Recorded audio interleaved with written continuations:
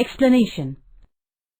The author's father was a medical professional working for private camp in Raniganj in West Bengal. The author's house was an individual bungalow in the corner of a large campus. The compound was luxurious with green grass, colorful flask and host of tall and majestic trees. The seasonal vegetables in the kitchen garden and magnificent trees constantly attracted squirrels and many species of birds and groups of langur who had made their den in an aswatha tree nearby. All of them were a part and parcel of the author's life. A small incident which took place on a Saturday afternoon left a profound effect on the author and revealed a new aspect to the wonders of God's creation. It was a few days to the puja vacation, and just like any other normal child, the author was busy reading magazines and storybooks for children in festive season. After a substantial lunch, the author's parents and younger sisters laid down for an afternoon nap, and he himself sat down to read a storybook. The perfect backdrop for reading an adventure story was occasionally disturbed by the sound of his family snoring, the frequent chirping of house sparrows, the harsh cawing of a crow, and the sharp call of a kite flying high above the ground. As the author was deeply engrossed in the book, he suddenly heard the street dog barking in the distance. He ignored it, thinking that pack of dogs might have cornered a hapless pig. But soon the barking became louder and aggressive, and the cawing of flock of crows added to the cacophony. As the disturbance grew closer, curiosity got the better of him. Leaving the book aside, he rushed to the veranda to see what was going on. As the author glanced towards the clubhouse, he saw something horrible. A big male langur, evidently the leader of its group, was holding baby langur and cruelly biting it all over with an intention of killing.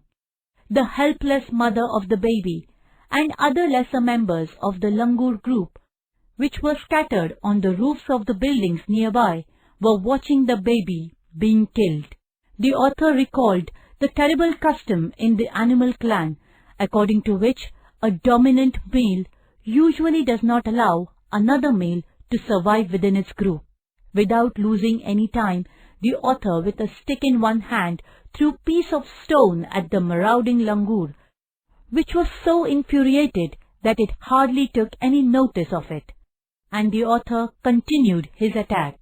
Dogs, on their part, raised their pitch of cry, due to which the langur dropped the baby from sloping roof over the veranda. As the baby slid down listlessly over the roof, the pack of dogs were excited at the prospect of a good kill and a meal. Keeping the dogs at bay with the stick, the author managed to catch hold of the baby langur's tail, just as it tipped over the edge of tiled roof. The male baby was inert and lifeless. By this time, the author's parents, sisters, and a few distant neighbors were witnessing the scene. The author took baby langur to his poultry coop in the backyard and laid him on the floor. The baby was full of bite marks and bleeding profusely. The author's father gave the baby first aid and he stopped bleeding. He was relieved to see the baby breathing. Splashes of cold water made the baby move, and after a few shaky attempts, he sat up. In a state of shock, the baby was trembling like a leaf in the wind. His two little eyes welled up with tears, and he started to sob with muffled cry, just like a human child after experiencing trauma. The baby was given a banana to eat. The author's priority was to revive the baby, but he had strong feeling of being watched. Looking up, he saw Mother Langur closely monitoring every move of his, as if convinced that no harm was done to the child. The baby sensed his mother's presence. So the author retreated from the door of the coop so as to allow the mother access to her baby. The mother langur descended on the floor of the coop, and after thorough inspection to check the injuries, she cuddled the baby in the bosom. The baby found great solace in her arms. The mother sat still with the baby in her lap for few minutes, pondering over her options to save the baby from further assault. The mother langur looked straight into the author's eyes, showing silent gratitude for saving her child, which the author remembers till date. He was overwhelmed by the emotions and the way she said thanks to him. There sat Universal Mother holding stricken child in her lap. Then, in a flash, after surveying the area for the wicked male langur, she left in the opposite direction to the place of the violent encounter.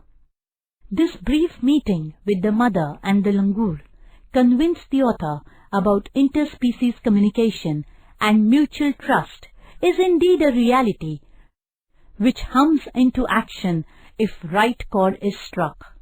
The mother and the baby showed author that food was not only the means of communication between man and animal, but it can be established through trust, compassion, and mutual understanding.